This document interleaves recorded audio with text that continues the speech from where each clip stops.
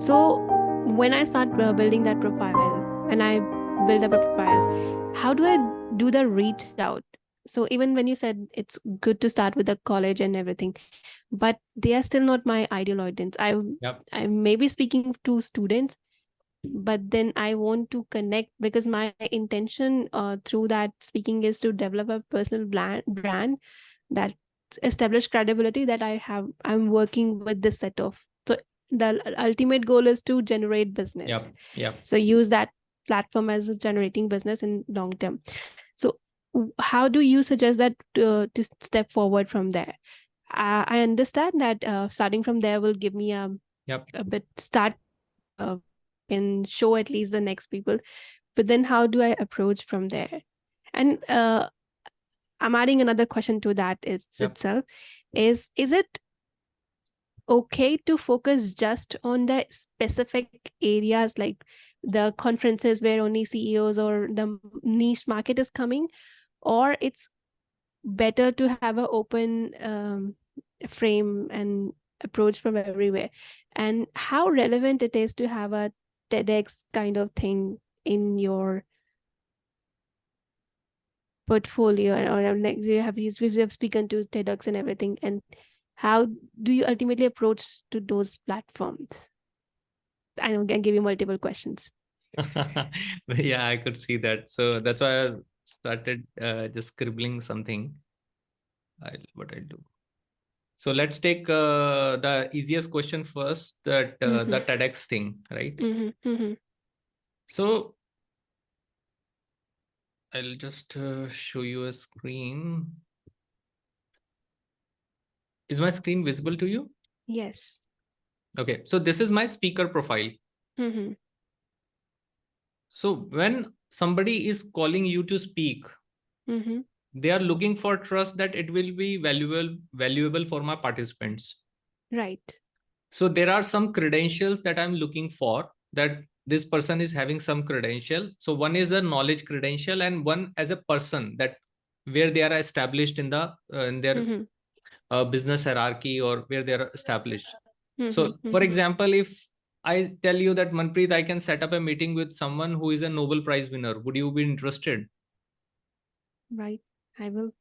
Why? Because I haven't told you what was his topic of speech, or what was the area of work, or what is the age, or what is it. But you are just interested because that person is a Nobel Prize winner, right? Right. Right. So Right. there are certain credentials in the market which are like attractive, that attract the attention.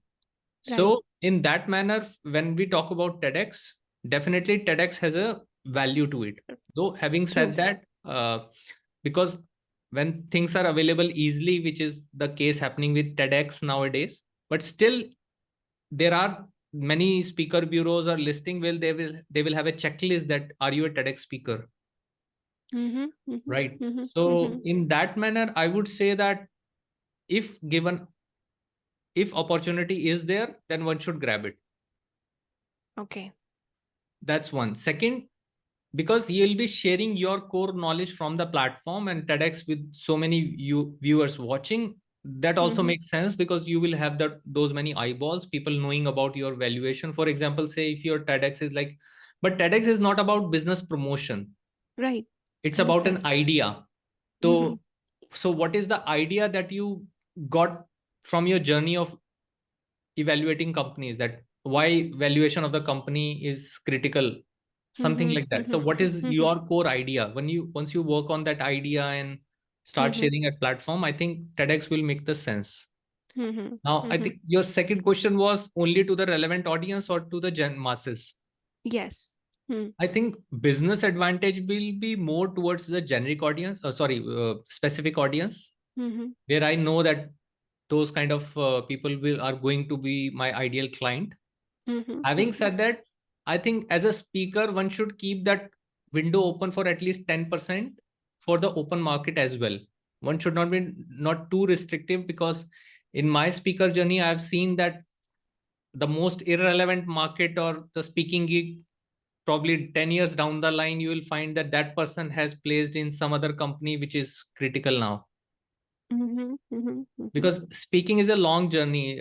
It's not just that, uh, it's a professional journey. It's not just that Right. I'm just looking for my next year or next month client. When Right. we are speaking on stage, there is a value of knowledge sharing, which we are actually doing. So I think from that perspective, 90% should be on the business relevant audience, and 10% should be open to all. Probably even you could go to NGOs or just find a market where you can share your expertise about valuation. Okay. Probably there would be some entrepreneurs who are looking for, so uh, say funding or something. There are so many this startup with that Shark Tank sort of things happening. Not many events, such events are happening, but people find it difficult how to get the valuation of their company. So I think that should be my thing, my suggestion. Okay. What was your first question? Have I answered all your question, or Yeah, this was my first question, and the that follow-up TEDx question one? I asked what the TEDx was.